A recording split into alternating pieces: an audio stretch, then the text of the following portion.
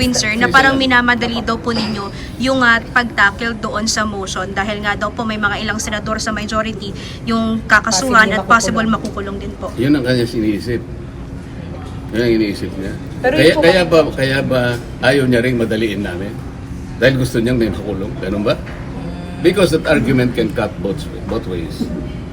O, parang tungtuwa ba siya na mayroong makulong sa amin na hindi namin magamit yun?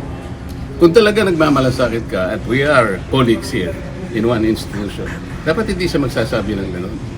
Di ba? Pero ganun po bang intention, sir? Para po sa possible na makulong or wala dito? Ang sinasabi ko Yun bang kanina intention, pa, sir? hindi dahil lamang doon. Ang sinasabi ko, maski ang COMELEC, pinayagan na nga na bumoto. Ito ay makabagong panahon na natin. Let us take advantage of modern technology. Communication, information technology. Pwede naman eh. Para sa ganun, lahat makapag-participate. You know that Congress is a deliberative body. It's a parliamentary institution. So lahat dapat magampanan ang tungkulin. Bakit mo i-deny sa kanya yun? Sabi naman namin doon, under justifiable conditions or situations. So, paliliwanag na, hindi pa nga kami makapag-debate.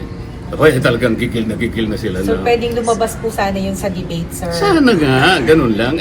Kung hindi naman sila magbibigay ng pagkakataon na pag-usapan namin, naku, kamumusyon ko pa lang, talagang akala mo yun. Parang meron silang piniprevent na may. Sila pala yung, ang iisipan pala nila, ganun eh. Kami wala kaming iniisip na ganun. Pero sir, kung sakali, justifiable reason po ba para sa virtual attendance sa session Tsaka na natin pag-usapan yan kung mag-a-apply nga doon sa debate namin. Pag-uusapan pa namin yung motion eh. Pero Sen, originally po ba nakaschedule na pag-usapan po yan today? Ma'am, alam mo yun, May 11 pa kung natatandaan yun. Yung mga marami sa inyo nandun. May 11 sa nangyari. Isip-isipin mo, May 11 yun ha.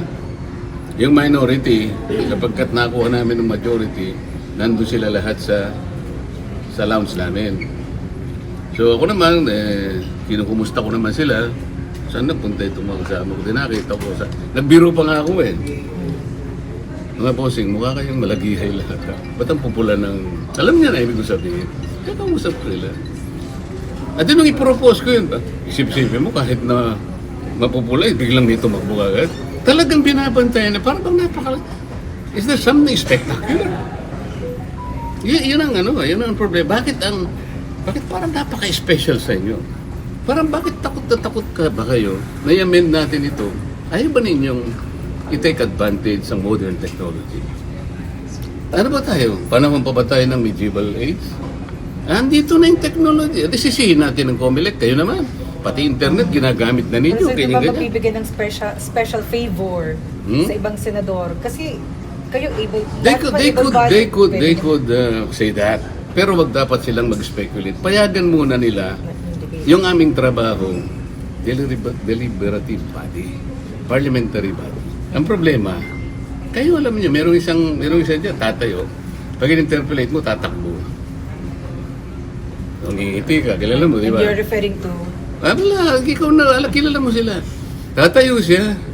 Pag gusto mo siya interpolate, tatakbo siya dun sa lounge, o kaya akyat siya, ang tangkarin mong ginagawa, pupunta siya sa inyo. Interview rito, interview doon. Hindi po ganun ang Congress. Hindi po ganun ang Senate. Either nakidebate ka, kung ayaw mo makipagdebate, you have no right to become a senator of this republic.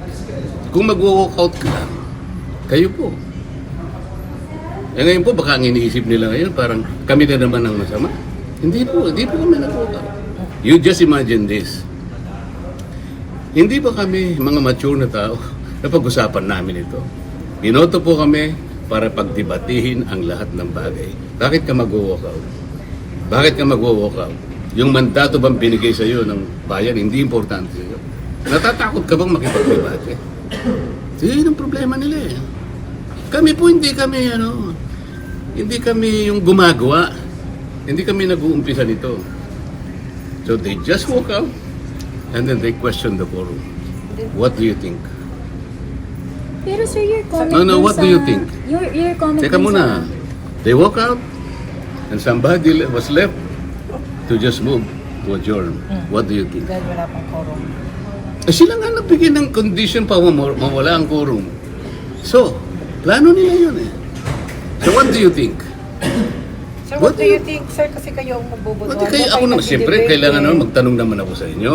Hindi naman ko palagi Hindi lang namin kami. pwede ikaw ang sarili namin. Yeah. Kayo No, ipuput namin sa report I am not namin. asking you as a reporter, Opo. but a patriotic citizen of this republic. Lahat tayo kasama rito.